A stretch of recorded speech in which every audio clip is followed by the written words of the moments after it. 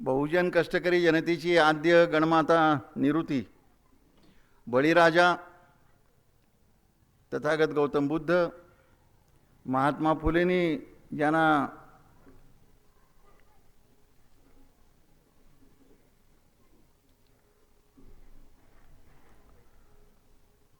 जहामर्द म्हटलं, ते मोहम्मद पैगंबर, येशू ख्रिस्त, देशाला समतेची परंपरा देणाऱ्या वारकरी संप्रदायाचं प्रतीक Vitthal, Chhatrapati Shivaji Maharaj, Ahilyabai Holkar, Mahatma Jyotirao Phule, Savitribai Phule, Karl Marx, Rajarshi Chhatrapati Shahu Maharaj, doctor Babasaheb Ambedkar, Karmaveer Bhaurao Patil, Krantisinh Nana Patil, Lokshahir comrade Annabhau Sathe आणि देशाच्या स्वातंत्र्यासाठी जे स्वप्न आपल्या सगळ्या जनतेनं पाहिलेलं होतं, या देशातला कष्टकरी समाज, दलित, पीडित, स्त्रिया यांना स्वातंत्र्य मिळालं पाहिजे, खरंखुरं स्वातंत्र्य मिळालं पाहिजे आणि त्यासाठी त्यांनी प्राण अर्पण केले. त्या सर्वांना वंदन करीत असतानाच हे खरंखुरं स्वातंत्र्य मिळालं नसल्यामुळं स्वातंत्र्यानंतरच्या गेल्या 76-77 वर्षामध्ये संयुक्त महाराष्ट्राची चळवळ असेल, कामगारांची, शेतकऱ्यांची, स्त्रियांची, दलितांची चळवळ असेल, या सगळ्या चळवळीमध्ये लढत असताना ज्यांना प्राण अर्पण करावे लागले त्या सर्वांना वंदन करून मी थोडक्यामध्ये काही मुद्दे आपल्यासमोर मांडण्याचा प्रयत्न करणार आहे. तुकाराम महाराजांच्या बाबतीमध्ये बोलणार आहे मी. तुकाराम महाराज ज्या समाजात जन्माला आले त्यावेळचा समाज हा आत्तापेक्षा फार वेगळा समाज होता आणि तो फार जुना काळ होता. 16वं शतक होतं, 17वं शतक होतं आणि या सगळ्या कालखंडामध्ये तुकाराम महाराज हे यांचं नाव काय होतं, इथून सुरुवात आहे. मी शाळेत असताना तुकाराम महाराजांचं नाव जे दिलेलं होतं ते तुकाराम महाराजांचं नाव आंबेले दिलेलं होतं. ते कुठनं आंबेले काढलं कोणास ठाऊक. तर त्यांचे वारसदार त्या गावामध्ये आहेत. त्यांचं आडनाव मोरे आहे. त्यांच्या परंपरेमध्ये आजपर्यंत विठ्ठलाची भक्ती आहे. सदानंद मोरेंसारखे आता साहित्य संस्कृती मंडळाचे अध्यक्ष त्यांच्या घरातले आहेत. आणि आंबेले कुठनं काढलं, हे कोणी केलं? म्हणजे तुकाराम महाराजांसारखी एक व्यक्ती की ज्याने आमच्या स्वातंत्र्यासाठी, बहुजन समाजाच्या स्वातंत्र्यासाठी, त्या काळातला जो सरंजामी ब्राह्मणवादी समाज होता त्या समाजामध्ये जे जाच होता त्या जाचातून आम्हाला मुक्त करण्यासाठी एक क्रांतिकारक भूमिका घेतली. त्या तुकाराम महाराजांच्या बाबतीमध्ये जर इतिहास खोट्या पद्धतीनं आमच्यासमोर मांडला जात असेल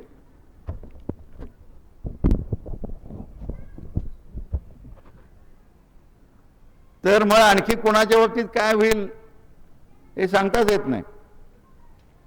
तर तुकाराम महाराजांचं आडनाव मोरे होतं आणि आजही त्यांच्या घरातल्या लोकांचं आडनाव मोरेच आहे. आणि त्यांची आयुष्याची तुकाराम महाराज म्हणून जी सुरुवात झालेली आहे तिच्याकडे जर आपण बघितलं तर त्यांचं घर हे एक सावकाराचं घर होतं. आणि सावकाराचं घर म्हणजे मग कर्जरोखे, दुसऱ्यांना कर्ज द्यायचं, ते वसूल करायचं ते व्याजासकट. वडिलांच्या नंतर तुकाराम महाराजांना जेवायला वाटायचं असं परंपरागत सावकारी त्याच्या घरामध्ये होती. त्या माणसाने असं सांगणं की हे तुमच्यावरचा कर्जाचा पुरावा असलेलं व्याजासकट तुम्ही दरवर्षी भरायचे जे कर्ज आहे हे मी फाडून टाकलेलं आहे, तुम्ही मुक्त झालेले आहात आणि मी पण या सगळ्या भानगडीतून मुक्त होत आहे, लोकांच्या पिळवणूक करण्यातून. मी आता तुकाराम सावकार नाही, सावकाराचा मुलगा नाही, तर मी आता तुकाराम नावाचा विठ्ठलभक्त होत आहे, अशा तऱ्हेचं जाहीर करणं ही तुकाराम महाराजांच्या आयुष्याची सुरुवात आहे लक्षात घ्या. आणि अशी सुरुवात असल्यामुळंच सर्व आपण संत घेतले तर त्यापैकी तुकाराम महाराज सगळ्यात जास्त श्रेष्ठ जातात आणि आजही त्यांना संत श्रेष्ठच म्हटलं जातं.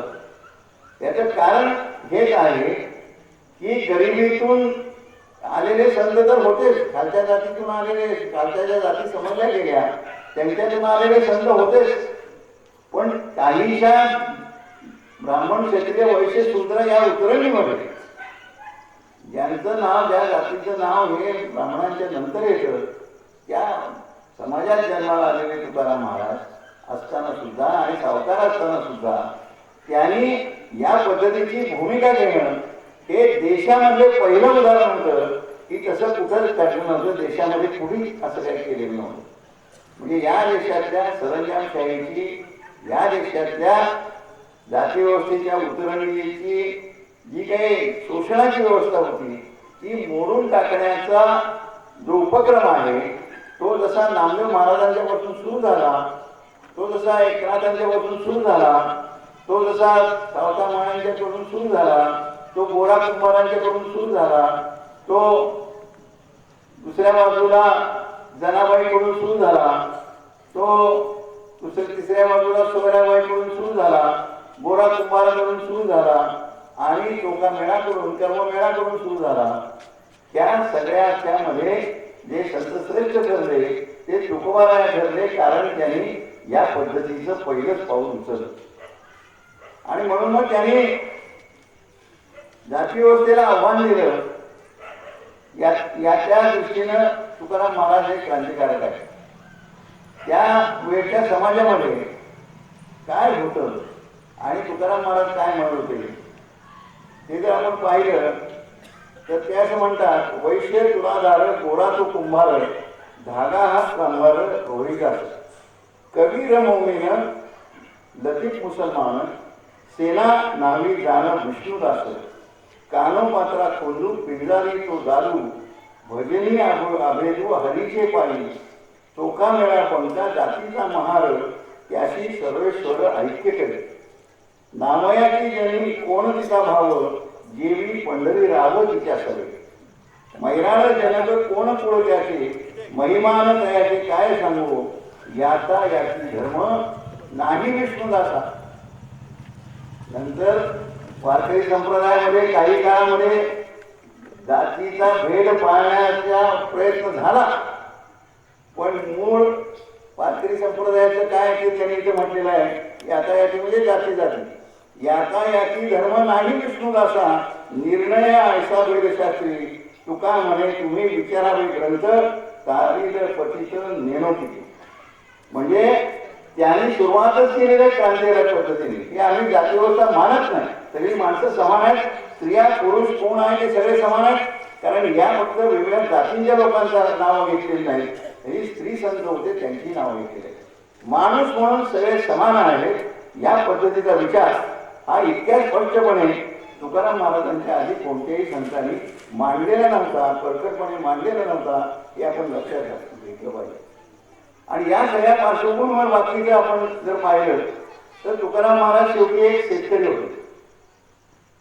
तुकारामाने जे लिहिलेलं आहे ते फक्त काही भक्तीविषयी लिहिलेलं नाही. भक्तीच्या बरोबरच भक्तीमध्ये शेती कुठे येते, भक्तीमध्ये बिली पेरणं कुठे येतं, भक्तीमध्ये शेतीचं पाणी कुठे येतं, हे फार जवळजवळ कुठल्या संतांनी बाकीच्या मांडलेलं नाही. काही सावता महाराजांसारख्यांनी मांडलेलं आहे, गोरा कुंभारांनी मांडलेलं आहे, त्यांच्या व्यवसाय होतो. परंतु तुकाराम महाराजांनी सार्वत्रिक पद्धतीने जर आपण पाहिलं तर एक वेगळ्या भूमिका वेगळी घेतलेली आहे. आणि ही जी भूमिका घेतलेली आहे ती भूमिका ही 2 स्तरावर घेतलेली आहे. आणि ती 2 स्तरावर घेतलेली जी भूमिका आहे ती भूमिका आपल्याला एका भूमिकेचा जो पाया आहे तो आपल्याला काय दिसतो, तर तो भूमिकेचा पाया असा दिसतो. ते असं म्हणतात की आम्हा घरी धन शब्दांची करत, शब्दांचे शस्त्र यत्न करू, शब्दची आम्हाला जीवाचे जीवन, शब्दे वाचू धन जन लोका. तुका म्हणे आता शब्दची हा देव, तुका म्हणे आता शब्दची हा देव, शब्देची गौरव पूजा करू. शब्द हाच देव. आणि आमच्या घराचं धन कोणतं आहे तर ते शब्द आहे. पण शब्द म्हणजे काय आहे? शब्द म्हणजे ज्ञान आहे. आज इंटेलेक्च्युअल प्रॉपर्टी राईट हा जगभर निर्माण झालेला आहे. हा इंटेलेक्च्युअल प्रॉपर्टी राईट ज्यार्थी निर्माण होतो त्यार्थी हे बौद्धिक जे ज्ञान आहे ते ज्ञान हे माईक जेवढा भौतिक आहे तेवढं ते ज्ञान भौतिक आहे आपण लक्षात घेतलं पाहिजे. आणि म्हणून ज्ञानाला खरेदी विक्रीचं आणि भांडवलाचं स्वरूप ही भांडवलशाही देऊ शकली कारण ज्ञानाची तेवढी शक्ती आहे, ताकद आहे, भौतिक शक्ती आहे. आणि हा विचार हा 19व्या आणि 20व्या शतकातल्या तत्वज्ञानाने नंतर मांडला. तो 21व्या शतकातला विचार हा तुकाराम महाराजांनी त्यावेळेला मांडलेला आहे की ज्या वेळेला 16वं 17वं शतक चालू होतं त्यावेळेला मांडलेला क्रांतिकारक संत. त्याचं आपण आता पुन्हा एकदा पारायण केलं पाहिजे. आणि नुसतं ज्ञानोबा तुकाराम न म्हणता त्यांनी काय म्हणलंय याचा विचार आपण केला पाहिजे असं मला वाटतं. आता या सगळ्या पार्श्वभूमीवर देव नावाच्या गोष्टीबद्दल सुद्धा काय तुकाराम महाराजांनी म्हटलेलं आहे ते आपण लक्षात घेतलं पाहिजे. म्हणजे इथं शब्दाला देव म्हटलेलं आहे, लक्षात ठेवा. शब्द हाच देव. तुका म्हणे आता शब्दची हा देव, शब्देची गौरव पूजा करू. म्हणजे ज्ञानाला देव म्हटलेलं आहे. हे आणखीनही दुसरी झेप आहे, लक्षात घ्या. आणि म्हणून देवाशी बोलताना सुद्धा ते वेगळ्या तऱ्हेने बोलतात, एक मैत्रीच्या भावनेनं बोलतात. ते असं म्हणतात, विठोबाला काय म्हणतात की विठोबा तू काय लय आम्हाला दादागिरी करू नको असं म्हटल्यासारखं म्हणतात की तुला अमुच्या भावे तुझं देवपण. आमच्या मनात जर भाव नसता तर तू देव कुठनं झाला असतास. आमच्या मनात भाव आहे म्हणून तू देव झालेला आहे. अमुच्या भावे तुझं देवपण हे का विसरून राहिलास. विठ्ठला हे का विसरून राहिलास तुम्ही. आमच्या भावामुळे तुला देवपण प्राप्त झालंय. समर्थाशी नाही उपकार स्मरण गिऱ्या आठवण वाचून. ही आठवण दिल्याशिवाय समर्थ आहे तो मोठा आहे तुला आठवण द्यायची गरज पडते. चलन वळण म्हणजे तुझं हलणं इकडं तिकडं जाणं हे कशामुळं आहे तर सेवकांच्या बळे. आम्ही सेवक आहोत त्यांच्यामुळे तुझं चलन वळण आहे. निर्गुणाच्या मुळे हे आहे. तुका म्हणे आता आलो खंडावरी. तुका म्हणे आता विठ्ठला तुझ्या खंड वसूल करायला मी तुझ्याकडे आलो आहे. आणि काय मागितलं तू तुम्हाला खंड काय मागितला. खंड मागितला प्रेम देऊनी हरी बुजवावे. प्रेम मागितलं, दुसरं काय मागितलं हे तुकाराम महाराज.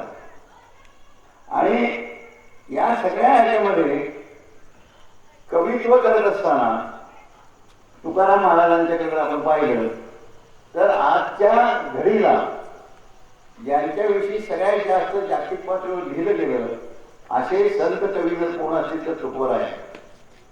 याचं कारण काय की मगाचं एक कारण तुम्हाला सांगितलं की जे शब्दांच्या बाबतीत काय म्हणतात. शब्द हाच देव म्हणतात. शब्द हेच ताकद म्हणतात. शब्द हीच आमची पूजा करण्याची साधन आहे असं म्हणतात. आणि शब्द हेच धन आहे असं म्हणतात. आणि मग त्याविषयी साहित्य जे आहे, जे लिखाण जे आहे, ज्ञान जे आहे, कविता करणं जे आहे त्याच्याविषयी ते काय म्हणतात.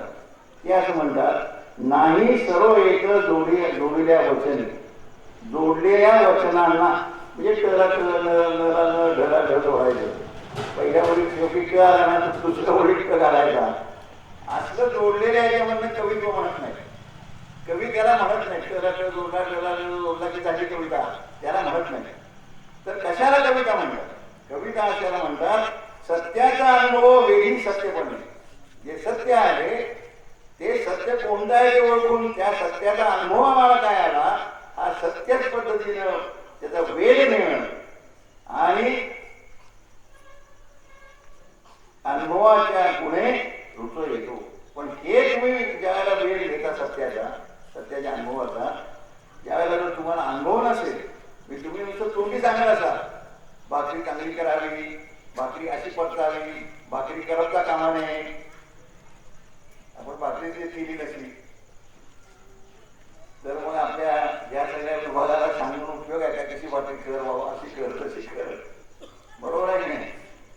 वाचते का नाही वाचते, कशी भाकरी करायची हे तुम्ही अनुभव घेतला पाहिजे. भाकरी करायचा, भाकरी करण्याचा अनुभव घेतल्याशिवाय भाकरी करणाऱ्याचा दोष काढण्याचा आपल्याला अधिकार नाही आहे. कारण भाकरी करणं सुद्धा एक ज्ञान आहे. मी भाकरी करू शकतो, आता केलेले आहे आम्ही पण. तेव्हा आणखी काही पुरुषांनी सुद्धा केलेले असणार आहे. तेव्हा मला म्हणायचं काय की सांगणं सोपं आहे की असं छान छान करायला पाहिजे, असं कापड तांदूळ लोक हे करायला पाहिजे, शेती चांगली केली पाहिजे. पण शेती करायचं काही केलंच नसेल तर शेती चांगली करायला पाहिजे म्हणून जर आपल्या प्रशिक्षण भेट योजनेच्या एखाद्या अधिकाऱ्यांनी सांगायला लागलं, त्यांनी शेतीच केली नसेल तर आपल्या शेतकऱ्याला उद्देश करायला लागला तर त्याला सांगायला पाहिजे आणि शेती करून येत असेल. मग तुला सांगतो मी काय आहे. अनुभवाच्या गुणे रुचो येतो, अनुभवाशिवाय रुची नाही. काय आगीपाशी श्रंगार करीत झाले. आगीजवळ जर तुम्ही श्रंगार करायला करून बसला तर चालतंय का? कारण ती विचारायला लागेल. पोटीचे उकले कशापाशी कस लावणार तर आज काय आहे, सोनं वर्ण म्हणलेलं आहे, आज काय आहे ते कस लावल्यानंतर कळतं की सोनं सगळं नाही आहे, आज दुसरंच काहीतरी आहे. तुका म्हणे इथे करावा उकल लागे तिना बोल वाढवून. याला शब्द पुन्हा वाढवून काही घेण्याची गरज नाही. अशा पद्धतीने ते सांगतात की आपल्याला सत्य आणि असत्य, काव्य आणि न काव्य याचा कसा तुम्ही विचार केला पाहिजे हे सांगतात. आणि मग आपल्यासारख्या सगळ्यांना ते सांगतात की तुम्ही तुमचा संघर्ष आहे, जीवन संघर्ष आहे. हा जीवनाचा संघर्ष हा युद्धासारखा आहे. मग तो संतांचा असू दे, शेतकऱ्यांचा असू दे, मजुरांचा असू दे, कुणाचाही असेल, मानव समाज जो आहे त्याचा संघर्ष हा एखाद्या युद्धात लढण्यासारखा आहे. आणि मग त्या युद्धात लढताना जर आपण कोणी सांगायला लागेल चांगलं लढ, अमुक कर तमुक कर, तर तो जर युद्धामाना झाला, ढाल तलवारे गुंतले करत, युद्ध काय म्हणतोय त्या युद्धाला सांगितलं तू लढला पाहिजे, तर तो म्हणतो की एक हात ढालीला गुंतलाय, एक हात तलवारीला गुंतलाय. आता दोन्ही हात गुंतले की नाही, मग मी लढू कसा?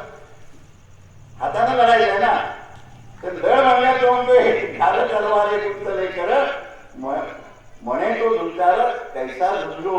म्हणजे हाय ते हातातच आहे तरी तो हात कुठले म्हणतो, मग ते लढता येणार नाही.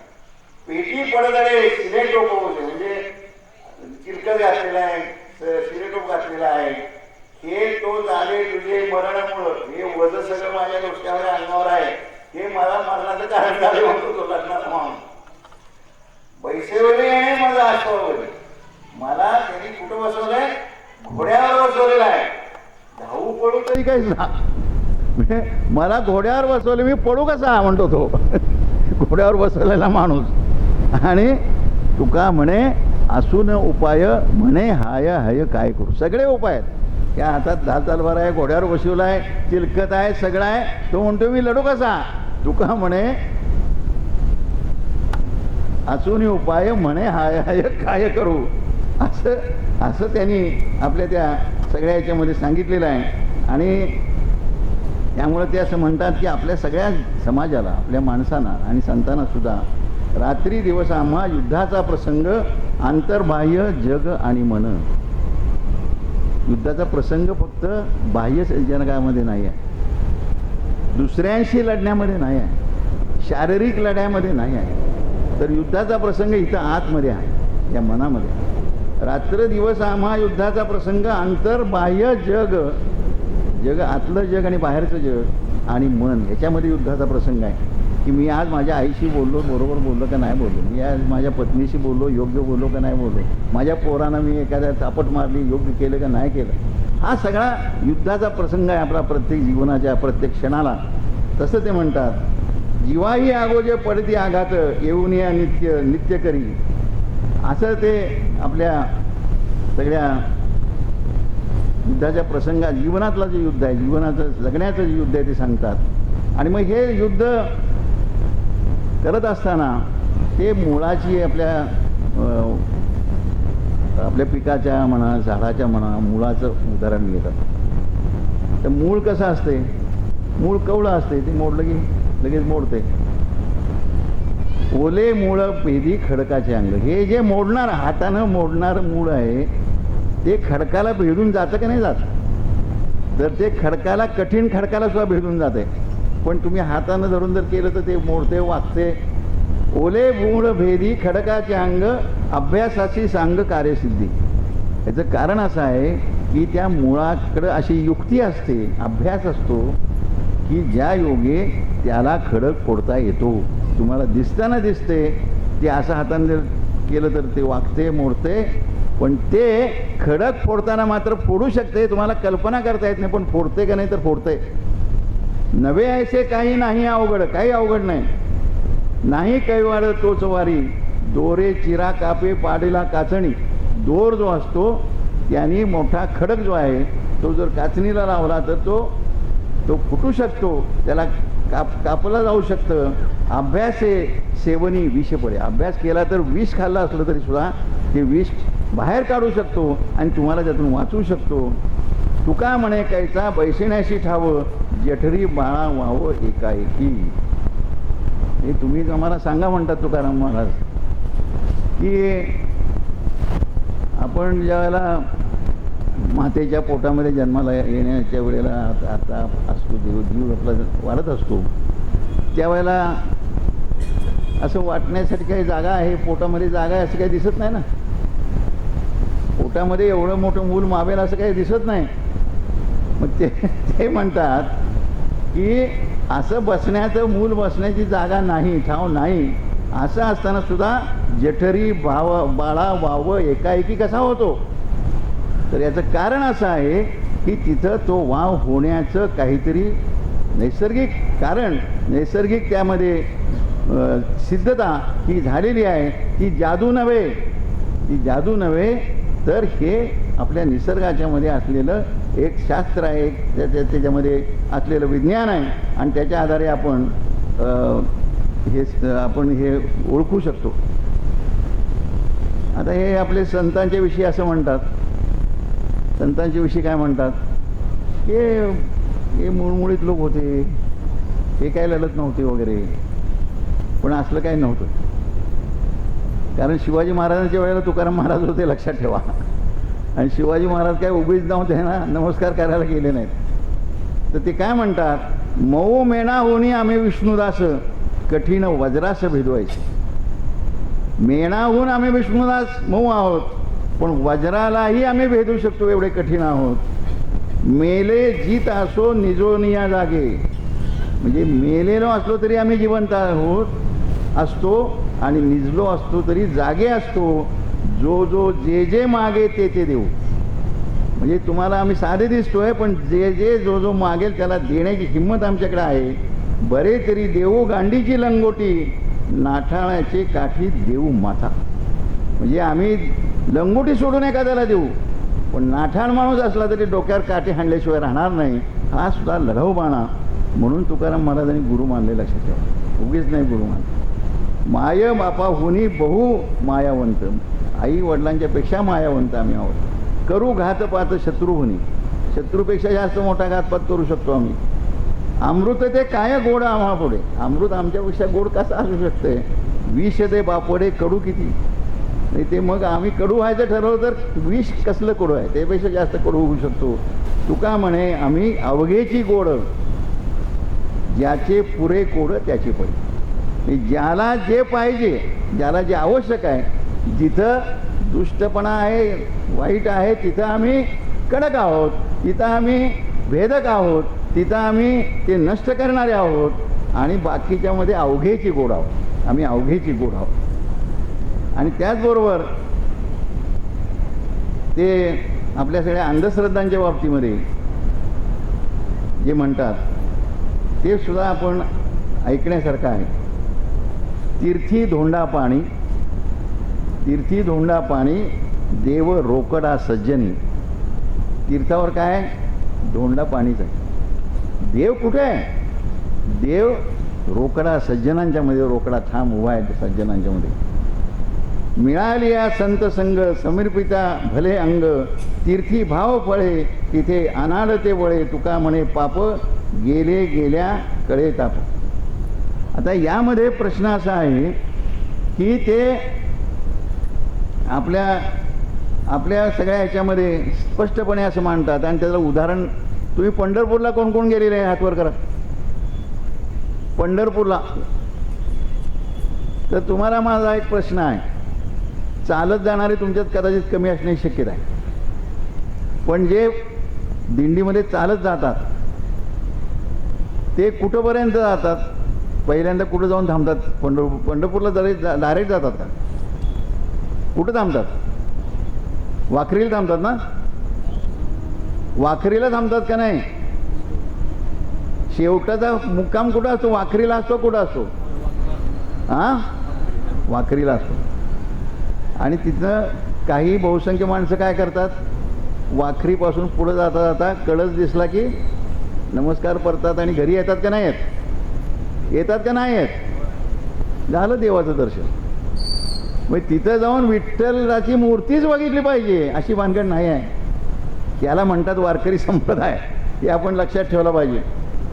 आणि त्यामुळंच आपल्याला हे दिसतं की हे इथे वाखरीला थांबून जे परत येतात, हा जो मुद्दा आहे तो मुद्दा विठ्ठलाच्या स्वरूपाशी जोडलेला आहे.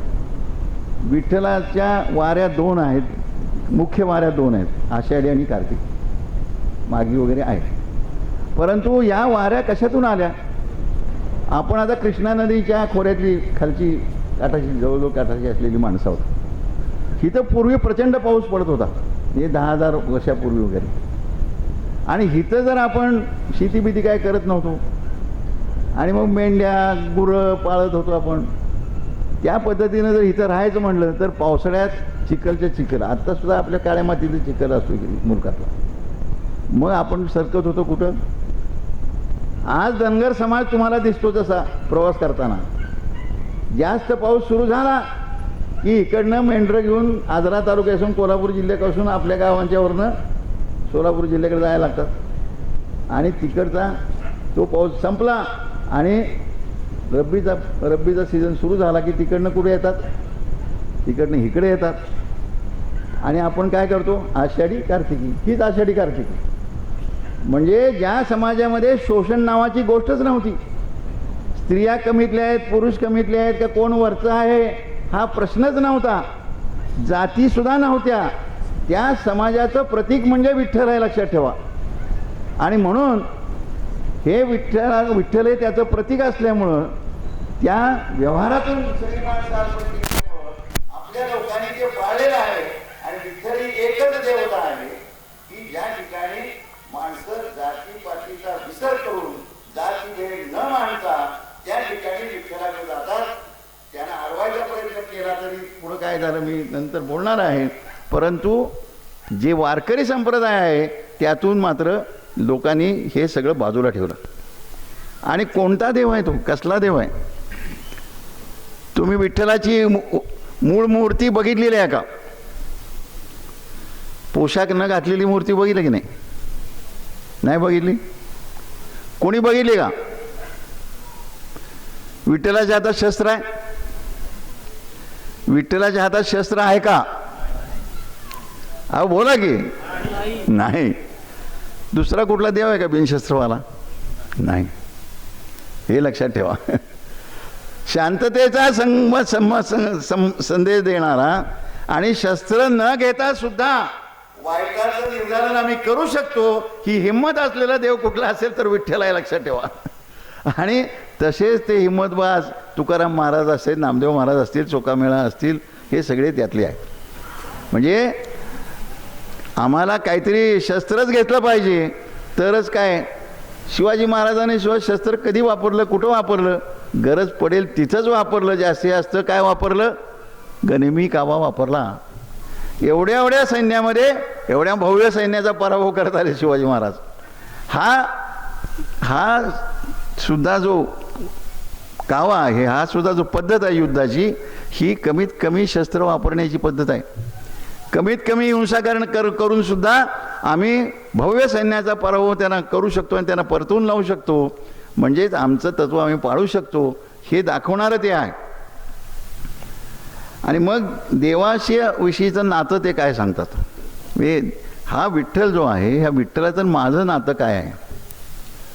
तर विठ्ठलाला ते काय म्हणतात, कमोदिनी काय जाणे तो परिमळ, कमोदिनी काय जाणे तो परिमळ, भ्रमर सकळ भोगीत असे. म्हणजे कमोदिनी म्हणजे कमळ, तिचं स्वतःचं कमळाचं जो परिमळ आहे म्हणजे सुवास आहे ते कमळाला काय माहीत, कुणाला माहिती आहे. तर तिथं जो भुंगा बसतो त्या कमळामध्ये त्याला माहीत की ते काय आहे. आणि तैसे तुझं ठावे नाही तुझे नाव, ते म्हणतात तसंच तुलाच तुझं नाव ठाव नाही. का तुझं नाव तुला ठाऊक नाही, आम्हीच ते प्रेम सुख जाणं. कारण तुला विठ्ठल आम्ही म्हटलेलं आहे. तुला विठ्ठल कोणी म्हणले, आम्ही म्हणले. तुला तुझं नाव कोण माहिती आहे, तुला माहिती आहे तू कोण असते, पण तुला नाव ठेवलं ते आम्ही ठेवले. आणि त्यामुळं आम्हाला त्या भ्रमराला जसं तुझं महत्त्व त्या कमळाचं कळतं, तसं तुझ्यामधलं गुपित जे आहे, तुझ्यामधलं जो गोडी आहे ती आम्हाला भक्तांना कळते, तुझी तुला ती कळू शकत नाही. असं त्याने माते तरण बाळा दुधाची ते गोडी, ज्याचे नाही जोडी त्याशी कामा, तुकापणे मुक्ता फळ शिंपी पोटी, नाही त्याची भेटी भोगतीये. म्हणजे शिंपीच्या पोटी काय आहे तर मोती आहे. तसं तुझ्यामध्ये जो गुण आहे तर तू स्वतः भोगू शकत नाहीस. ते तुझ्यामधला जो गुण आहे तो आम्ही उपयोग आणू शकतो, आम्हाला ते प्रेम मिळते. तुला ते प्रेम स्वतः अंगभूत आहे, त्यामुळं ते तुला असण्याची गरज नाही. अशा तऱ्हेने एक एकत्व जे आहे म्हणजे विठ्ठल आणि आम्ही एक आहोत, अशा पद्धतीचं एकत्व जे आहे त्या तऱ्हेचा जो भाव आहे तो तुकाराम महाराज हे करतात. आणि मग देवाला असं सणकावतात, ते देवाला असं सांगतात, आमुच्या भावे तुझं देवपण, हे का विसरून राहिलासी, समर्थाशी नाही उपकार स्मरण, दिला आठवण वाचून या, चढण वळण सेवकाच्या बळे, निर्गुणाच्या मुळे सांभाळावे, तुका म्हणे आला मगाशी सांगितलं त्याप्रमाणे खंडावरी.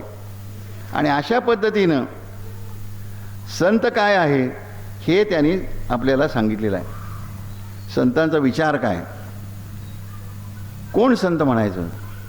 नमती ते संत करिता कवित्व, कवित्व करतात म्हणून संत होत नाहीत. संतांचे ते आप्त नमती संत, संतांचे नातेवाईक आहेत म्हणून ते संत होत नाहीत. येथे नाही वेश सरते आडनावे, वेश कुठला घातला आहे, आडनाव कुठला आहे त्याच्यावरून संत समजत नाही. निवडे धावा धाव व्हावा अंगी, नवती ते संत धरिता भोपळा, भोपळा म्हणजे विणाचा भोपळा, ते धरला म्हणजे संत होत नाही. करिता वाकडा प्रावरण, नवती ते संत करिता कीर्तन, कीर्तन केलं म्हणून संत झाला असं होत नाही. सांगता पुराणं सांगून संत होत नाही. नवती ते संत वेदाच्या पठणे, वेद पाठ आहेत म्हणून संत होत नाही. कर्म आचरणे कर्मकांड आचरण करून संत होत नाही. नवती ते संत करिता तप तीर्थाटने, तीर्थाला जातो, इकडे गेलो तिकडे गेलो, गंगेला गेलो, कुठं गेलो, त्यामुळे संत होत नाही. सेविल्या वन जंगलात गेलो म्हणून संत होत नाही.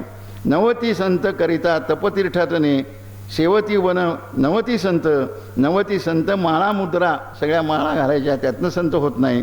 भस्म लावून संत होत नाही, भस्म उधळणे नवती संत, तुका म्हणे नाही निरसना देवे देहे, तो अवघे हे संसारिक. म्हणजे तुम्ही ज्यावेळेला स्वतःला विसरून जात नाही, स्वतःला एकत्व तिकडं जनतेशी जनतेच्या दुःखाशी एकत्व पावत नाही, तोपर्यंत तुम्ही संत होत नाही. हे सगळं करा तुम्ही, परंतु लोकांच्या दुःखमुक्ती जी आहे, लोकांना दुःखातून बाहेर काढणं, हे जोपर्यंत तुम्ही करत नाही तोपर्यंत तुम्ही संत नाही, आणि तोपर्यंत तुम्ही विठ्ठलाचं एकत्व पाहू शकत नाही. या तऱ्हेचा विचार हा त्यांनी मांडलेला आहे.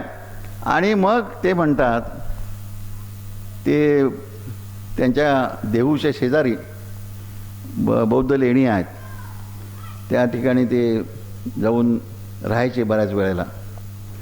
तिथं त्यांचं आता स्मारक पण आहे, तुम्ही जाऊन बघायला हरकत नाही.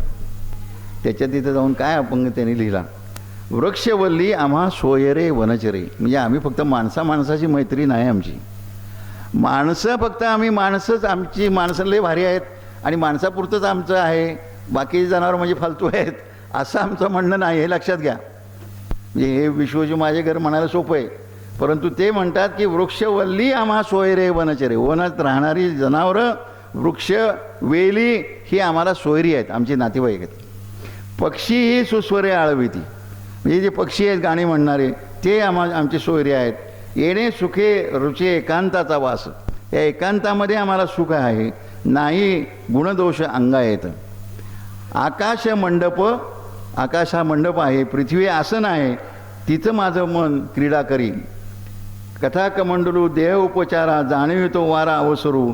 हरिकथा भोजन परवडी विस्तार, करवनी प्रकार सेऊ रुचे. तुका म्हणे होय मनाशी संवाद, आपुल्याची वाद आपणाशी. काय सांगितलं शेवटी? बरेच तत्वज्ञ होऊन गेले, असलं सांगणारे नाहीत कोणी. तिथे साधा अभंग आहे, पण एवढं तत्वज्ञान जगातल्या कुठल्याही विद्वानानं सांगितलेलं नाही. तत्वज्ञानाने काय म्हणतात ते, तिथं गेल्यावर काय होते, माझ्याच मनाशी माझा संवाद होतोय. तुका म्हणे होय मनाशी संवाद, आपुलाचं वाद आपुल्याशी. हा व्हायला पाहिजे तर माणूस माणूस राहते. मी आज माझ्या शेतातल्या पिकांशी कसा वागलो, माझ्या शेतातल्या मातीशी कसा वागलो, माझ्या बहिणीशी कसा वागलो, भावाशी कसं वागलो, पोरांशी कसं वागलो, या सगळ्या बाबतीत शेजाऱ्यांशी कसा वागलो, मजुरांशी कसा वागलो, हे सगळं जे आहे ह्या मनाचा द्वंद्व आहे, मनाशी संवाद आहे. आणि हा जो संवाद आहे त्यात आपल्यालाच आपल्याशी वाद घालावा लागतो की मी वागलो हे बरोबर आहे का नाही आहे, वाद घालावा लागतो. आणि हा वाद जोपर्यंत तुम्ही घालत नाही तोपर्यंत तुम्ही पण सुधारणार नाही, आणि तुम्हाला जर कोण त्रास देणारे असतील तेही सुधारणार नाहीत, आणि दोघंही नाही सुधारलात तर या जगातलं दुःख संपणार नाही. हा त्यातला खरा अर्थ आहे. आणि मग वेदवाल्यांना त्यांनी शणकावलेला आहे. म्हणजे वेद वाचायला आपल्याला परवानगीच नव्हती ना, अजून पण नाही. कायदेशीर म्हणलं, त्यांचा जो कायदा आहे ना त्यांच्या कायद्याप्रमाणे आपण शूद्र लोक आहोत. शिवाजी महाराज शूद्र, शाहू महाराज शूद्र असं असल्यामुळं आपल्याला काही ती भानगड नाही.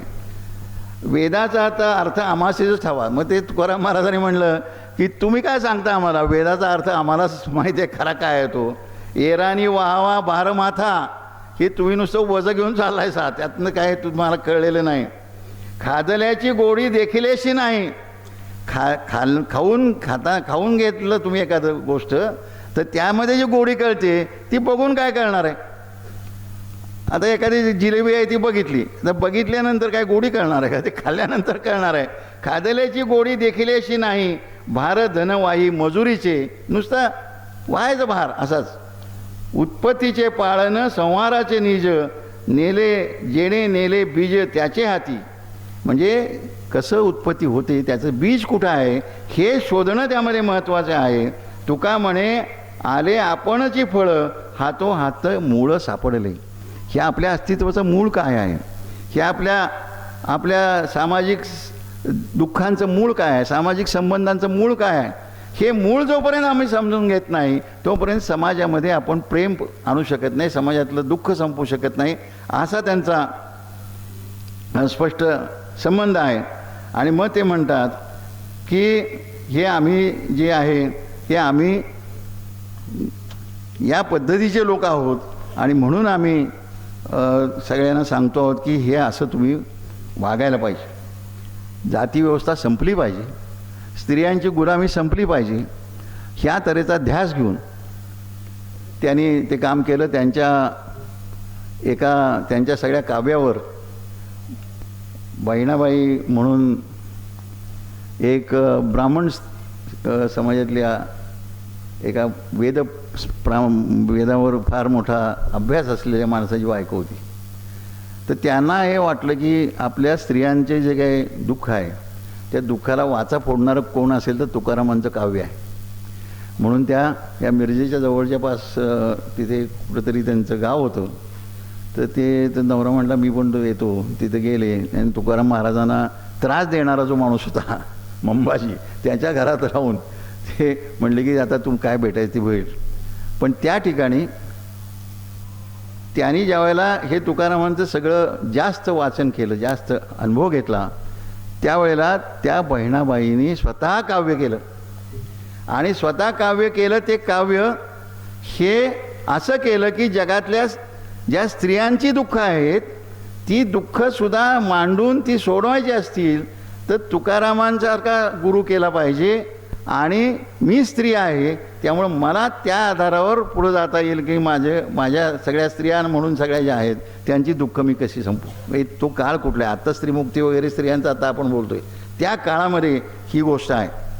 आणि या पार्श्वभूमीवर आपण शेवटच्या भागाकडे येतो की आज काय चालू आहे. आज त्यांनी एवढं सगळं केलं, झाली का जातीव्यवस्था नष्ट झाली? नाही झाली. मग आता मराठी म्हणतात की बाबा मराठ्यांना काय, मराठी आपण म्हणतो स्वतःला मराठी, म्हणजे मी त्याच समाजात जन्माला आलो. मी बौद्ध झालेलो आहे पण मी समाजात जन्माला आलो मराठ्यातच. तर मग आम्ही काय म्हणणार, आम्ही क्षत्रिय कुलावतच आहे. आता तुम्ही मस्त असाल. सातारचे जे संभाजी छत्रपती आहेत त्यांच्या बायकोला काळाराम मंदिरात काय सांगितलं 2 वर्षापूर्वी, नाही पूजा करणार वेदोक्त पद्धतीनं, तुम्ही शूद्र आहात, शाहू महाराजांचे वंशज तुम्ही शूद्र आहात, ती पूजा होणार नाही तुमची वेदोक्त पद्धतीनं, त्यासाठी क्षत्रिय असावं लागते. ते शिवाजी महाराजांना सांगितलं होतं. तेच सातारच्या प्रतापसिंह महाराजांना सांगितलं, शिकायला तुम्हाला बंदी आहे म्हणून सांगितलं. शाहू महाराज जे थोरले शाहू महाराज त्यांनाही सांगितलं की तुम्हाला नदीच्या काठाला ती मंत्र म्हणताना शाहू महाराजांच्या लक्षात आलं की मला मंत्र कुठले तरी चुकीचे म्हणतायत. त्यावेळेला त्यानं सांगितलं की ते वेदोक्तचा वाद झाला. त्या म्हणले तू कोण, तू सांगणार मला मी क्षत्रिय आहे का नाही, मी क्षत्रिय आहे का नाही हे मी मैदानात लढाईच्या सिद्ध केलेलं आहे. मी क्षत्रिय आहे का नाही की मी माझ्या बुद्धीनं तू कोण सांगणार मला काय कोण आहे ते. तेव्हा या पद्धतीनं आजही अशी परिस्थिती आहे की जे वेद, जे दुसरी पुराणं की ज्यामध्ये आम्हाला जातीचं मनुस्मृती, ह्या मनुस्मृतीला चांगलं म्हणण्याचा काळ सुरू झालेला. आता मध्ये धाडस करत नव्हते मनुस्मृती चांगली म्हणण्याचं. आज सुरू झालेल्या आत्ताच्या समाजामध्ये की ज्यामध्ये स्त्रिया ह्या ढोराप्रमाणे असतात असं म्हटलेलं आहे. आणखीन ब्राह्मण सोडले तर बाकीचे लोक, आणि क्षत्रिय तर कोणच उरलेलं नाही. आता क्षत्रिय नंद संपला की क्षत्रिय, नंदांतम क्षत्रियांत, नंद घराणं संपलं की क्षत्रिय संपले. त्यामुळं आपण सगळे जे शूद्र आहोत मग ते अतिशूद्र आहेत आणि स्त्रिया सगळ्या आणखीन अतिशूद्र आहेत. आणि अशा परिस्थितीमध्ये आपल्याला सांगितलं जाते की मनुस्मृती हा या देशातल्या सगळ्या हिंदूंचा हा काय आहे तर पवित्र ग्रंथ आहे. तर आम्हाला गुलाम म्हणणारा ग्रंथ आमचा ग्रंथ कसा असेल, काय असेल? वाचले का मनुस्मृती? वाचा, पुस्तक विकत घेऊन वाचा. म्हणजे आम्हाला गुलाम जे म्हणतायत ते श्रेष्ठ आहे. आम्हाला तुम्ही वेद वाचायचे नाहीत म्हणतायत कारण तुम्ही शूद्र आहात, ते पवित्र आमच्यासाठी आहे. आणि ते म्हणतं की ते वर पुन्हा ब्राह्मण झालं की क्षत्रिय, क्षत्रिय झालं की मग मराठा कुणबी, मराठा क्षत्रिय नाही, मग त्याच्या 3ऱ्या नंबरला आहे, 4थ्या नंबरला मग धनगर माळी अमुक आले का. म्हणजे लोकशाही आहे, सगळे समान आहेत, हे कुठं गेलं सगळं. आणि शिवाजी महाराजांचं राज्य निर्माण कोणी केलं? तुम्ही केलं निर्माण, कोणी केलं निर्माण? या सगळ्या परिस्थितीमध्ये आज आमचा इतिहास बदलण्याचा प्रयत्न होतो आहे, शिवाजी महाराजांचा इतिहास बदलण्याचा प्रयत्न होत आहे. आणि आम्हाला सांगितलं जातं आहे की आतापर्यंत तुम्ही जे मानत आला, उद्या असं होईल ते चुकीचं आहे. उद्या असं होईल की शाहू महाराज हे काही चांगले ग्रस्त नव्हते, शिवाजी महाराजांनी सुद्धा काही कळत नव्हतं. आता सुद्धा म्हटलेलं आहे, आता परवा कोणीतरी म्हटलेलं आहे की शिवाजी महाराजांचं जे सगळं शौर्य आहे हे त्यांच्या प्रधानमंडळामुळं होतं असं म्हटलेलं आहे. मग शिवाजी महाराजांना काय इथं काय नव्हतंच, हा इतिहास बदलण्याचं काम आमच्या राजमाता जिजाऊंच्या बाबतीमध्ये तो जेम्स लेन इथे येतो आणि जेम्स लेन असं म्हणतो की शिवाजी महाराज जन्माला आले त्याच्यानंतर आधीच्या 9 महिन्याच्या पूर्वी शहाजी राजांची आणि शिवाजी जिजामातांची गाठ पडलेली नव्हती. याचा अर्थ काय झाला? काय झाला? चांगला झाला. आणि तिथं जाऊन काहीतरी लोकांनी विरोध केला तर त्यांच्यावर शिक्षा झाली, त्यांना जेलमध्ये टाकलं आणि आज पुन्हा ते उकरून काढलेलं आहे. आज पुन्हा ते म्हणायला चालू केलेलं आहे. म्हणजे आमच्या जिजामाता ज्या आहेत त्या काय होत्या, काय समजता तुम्ही? आणि हे आपण शांतपणे ऐकून घेतो आहे. थोडक्यात मला सांगायचं की जातीव्यवस्थेची जी उतरंड, ज्याला आव्हान दिलं तुकोबारायांनी, ज्याला आव्हान दिलं नामदेव महाराजांनी, ज्याला आव्हान दिलं चोखामेळाने, आणखीन गोरा कुंभाराने आणि सावता माळ्यांनी, हे सगळ्या ज्ञानेश्वरांनी सुद्धा आव्हान दिलं. त्या गोष्टी परत आणण्याचा प्रयत्न चालू झालेला आहे. राजकारण कोण निवडून गेला हे काय महत्त्वाचं नाही, सांगतो तुम्हाला. कोण निवडून गेला तर तिथं अदानी अंबानीच आहेत, तुम्ही काळजीच करू नका. हां, तुमच्या शेतमालाचे भाव कमीच राहणार आहेत आणि शेताला लागणाऱ्या गोष्टींचे भाव वाढतच चाललेले आहेत. कोण बी जाऊ द्या, ही जाऊ द्यात, ती जाऊ द्यात, आता आहेत ती जाऊ द्यात, दुसरी आली असती तर ते दुसरं काय झालं नसतं. तो विषय राजकारणाचा सोडून द्या. आम्ही शेतकरी म्हणून, आम्ही कष्ट करून जगणारी माणसं म्हणून, आम्ही अमक्या जाती तुम्ही बघालेले आहात आणि तुम्ही अमकी जातीचे तमक्या जातीचे म्हणून कमीतले आहात. या सामाजिक आणि आर्थिक पातळीवर जर आम्ही विचार करायचा झाला तर पुन्हा एकदा तुकोबारायांच्या सडेतोड अशा पद्धतीच्या विचारांची गरज आहे असं आपल्याला दिसतं. म्हणजे एका अर्थानं हे संत पुन्हा एकदा या संतांच्या पद्धतीचा विचार जो आहे हा आपण या ठिकाणी परत आणण्याचा प्रयत्न केला पाहिजे. आणि या सगळ्यामध्ये सडेतोड स्पष्टपणे ज्यांनी भूमिका घेतली, पडदा न राखता, असं इकडनं घास न घेता, त्या माणसाचं नाव आहे तुकोबाराया.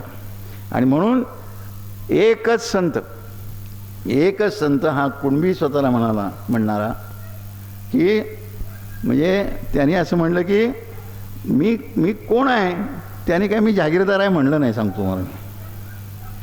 त्यांनी स्वतःला कुणबी म्हणलेलं आहे आणि त्यामुळं मी अभंगातच म्हणलेलं आहे, मी कुठंतरी काही सांगीवांगी नाही. तेव्हा जो शेती करतो तो कुणबी आहे. त्यांनी म्हटलं की मी स्वाभिमानानं सांगतो मी कुणबी आहे, कुणबावा करणारा माणूस आहे. आणि अशा पद्धतीनं विचार करता जर आपण एका बाजूला मराठे उच्च म्हणायचं आणि त्यांना रिझर्वेशन द्यायची नाहीत, बरोबर चाले ना. एका बाजूला काय म्हणायचं, मराठे उच्च प्रतीचे आहेत त्यामुळे त्यांना रिझर्वेशन लागू होणं बरोबर नाही, मागणं बरोबर नाही. आणि दुसऱ्या बाजूला म्हणायचं मराठी शूद्र आहेत. अरे मग शूद्र आहे तर रिझर्वेशन द्या ना, का नाही देत रिझर्वेशन? हा असा सगळा जो घोटाळा चाललेला आहे, हा घोटाळा हा तुकोबाराया सोडवू शकतात. तेव्हा तुकोबारायांची पारायणं जेवढी आपण करू तेवढं आपण शेतीच्या बाबतीमध्ये जे अरिष्ट निर्माण झालेलं आहे, म्हणजे त्यांनी शेतीच्या बाबतीतसुद्धा काय म्हणलेलं आहे ते तुम्ही वाचण्यासारखं आहे, ऐकण्यासारखं आहे. आणि तेवढं सांगून मी थांबणार आहे की शेती त्यांनी स्वतः केलेली असल्यामुळं त्यांनी शेतीच्या बाबतीत जे म्हटलेलं आहे ते महत्त्वाचं आहे. ते म्हणतात, एका बीजा केला नास तेने भोगले कणीस. बरोबर आहे. एक बीज पेरलं ते राहिलं का शिल्लक? नाही राहिलं, ते नाश झालं. एका बीजाचा नाश करून काय मिळवलं? कणीस मिळवलं. वर कळे सकळा हा भाव लहान थोरावरी जीव लाभ नाही फुकासाठी. लाभ फुका आपल्या मनानं होत नाही, केल्या बिणं जीवासाठी. म्हणजे स्वतः त्या बीजाला नष्ट व्हावं लागलं म्हणून कणीस निर्माण झालेला आहे. तुका म्हणे रणी जीव देता लाभ दुणी. म्हणजे तुम्ही तिथं जर जीव दिला तर तुम्हाला लाभ दुप्पट होणार आहे. तरुवर बीजापोटी. तरू कशात नाही, बीजापोटी आहे. बीज तरुवरा शेवटी. तरुवर बीजातून निर्माण झालं तर झाड, आणि झाडाला पुन्हा काय फळ लागलं आणि त्यातून काय बीज निर्माण झालं. तैसे तुम्हा आम्हा झाले एकी एक सामावले. तसं आमचं सुद्धा आहे की हे सगळं एकमेकामध्ये सामावलेलं आहे. उदकावरील तरंग, तरंग उदकाचे अंग. उदका म्हणजे पाण्यावर तरंग आले तर तरंग काय वेगळे आहेत का? तरंग म्हणजेच पाणी आहे आणि पाणी म्हणजेच तरंग आहे. तुका म्हणे विवंछाया ठाई पावली विलया. म्हणजे हे त्यांनी म्हटलेलं आहे की हे सगळं विवंचना करू नका, हे समजून घ्या. आणि पाण्याविषयी म्हणले बळ बुद्धी वेचून या शक्ती. मग अशी पाण्याची चर्चा आपली झाली. पाण्याची चर्चा, बळ बुद्धी वेचून या शक्ती, उदक चालवावे युक्ती. पाणी नुसतं शेताला देऊन चालत नाही. उत्पन्न जर चांगले झालं तर वापसा कळतो का आता हल्लीच्या पोरांना, शेतकऱ्यांना? म्हणजे मुटका जर बांधला मातीचा, पाणी पाजल्यानंतर मुटका बांधला आणि फेकला असा, तर जर तो असा पसरून गेला, कणकण झाले, तरच योग्य पाणी दिले. जर मुटका विस्कळीत झाला नाही, मुटकाच राहिला, तर जास्त पाणी दिले, पिकं पुन्हा अन्न घेऊ शकणार नाहीत पुन्हा वापसा येईपर्यंत. हे शास्त्र आहे, हे सांगतायत ते. बळ बुद्धी वेचून्या शक्ती, उदकाचा आलावा युक्ती. किती पाणी द्यायला पाहिजे? वापसा येण्याच्या इतपतच पाणी. तुम्ही काय म्हणता? वापसा घात म्हणतो आपण. ते वापसा येण्या इतपत पाणी नाही दिलं तर पुन्हा चिखल होतो आणि चिखलात मुळं अन्न घेऊ शकत नाहीत. लक्षात ठेवा. शास्त्रज्ञ आहेत, तुका शेतीशास्त्रज्ञ आहेत. नाही चळण तया अंगी. ते पाणी असं नाही इकडे गेलं इकडे गेलं इकडे, धावे लवणा मागे होई की उतारानंच वाव धावते वर, असं इकडं तिकडे काय करत नाही. पाट मोठ कळा, पाट आणि मोठ, आणि त्या त्यावेळेला मोठा होत्या. भरीत पखाला सगळा, म्हणजे ती मोठी आपली जी कातड्याची होती ती. बीज ज्याशी घ्यावे तुका म्हणे तैसे घ्यावे. पुन्हा त्यामध्ये तत्त्वज्ञान आणलं की कसं व्हावं, तुम्ही बीजासारखं व्हावं. म्हणजे बीज काय करते? बीज स्वतःला नष्ट करून कणीस करते. तसं तुम्ही बीजासारखं व्हा, म्हणजे तुम्ही त्या तऱ्हेनंच नवीन कणसं निर्माण कराल, नवीन समाज निर्माण कराल. तुम्ही बीज आहात तर तुमच्यातून निर्माण झालेलं एक मोठं कणीस असणार आहे आणि ते त्यापेक्षाही चांगलं असणार आहे. असा समाज निर्माण करा. आणि हे जे नवा समाज आहे, हा नवा समाज करणारा एक क्रांतिकारक विचार हा संत तुकोबारायांनी आपल्यासाठी ठेवलेला आहे. हे फार मोठा विषय आहे. गाथेची पारायणं होत नाहीत, फक्त ज्ञानेश्वरीचेच होतात. ज्ञानेश्वरी व्हायला काय हरकत नाहीत. पण मी आपल्या पांडू मास्तर क्रांतिवीरांच्या गावामध्ये माझ्या वडिलांचे गुरुजी, माझ्या वडिलांचे शाळेतले पण गुरुजी कासेगावच्या, आणि माझ्या वडिलांचे पत्री सरकारमधले पण गुरुजी, हे जे आहेत ते माझ्या घरी मी बाळ असताना होते आणि बाळ व्हायच्या, मी माझ्या जन्माच्या आधी पण होते. अशा गावाला मी गावाला आलो आहे पूर्वीसुद्धा, परंतु एकदा दोनदाच आलो असणार. पण तिथं येऊन मी एक तुकोबारायांचा विचार, क्रांतिकारक विचार मांडण्याची मला संधी मिळाली. आणि पांडू मास्तरांना याच्यापेक्षा जास्त मोठा सलाम कुठला नाही, मी असं समजतो. आता या रूपानं मी त्यांना सलाम केलेला आहे. हे गाव एक क्रांतिकारक चळवळीतलं गाव आहे आणि या गावाच्या मध्ये फक्त व्याख्यान देण्यापुरतंच मी येणार असं काही नाही. इतर गावांना जर जातो आणि तिथं बाकी सगळं चालू असतं, पाण्याची चळवळ चालू असते, आणखी काय चालू असते, शेतीचे प्रयोग चालू असतात, सगळं चालू असते. त्या पद्धतीनं इथंसुद्धा तुम्ही ज्या वेळेला मला बोलवाल त्या वेळेला या भागातल्या शेतीलासुद्धा एकही एकर इथे, एकही गुंठा, एकही चौरस फूट जमिनीचा बिन पाण्याचा राहणार नाही, अशा पद्धतीचा एक विचार. आणि ते पाणी तुकोबांच्या पद्धतीनं दिलं जाईल, हा विचार आपण करूया आणि तुकोबांना पुढं नेऊया. तुकोबांच्या खांद्यावर उभं राहून आपण पुढं जाऊया, अशी अपेक्षा व्यक्त करून मी थांबतो. धन्यवाद.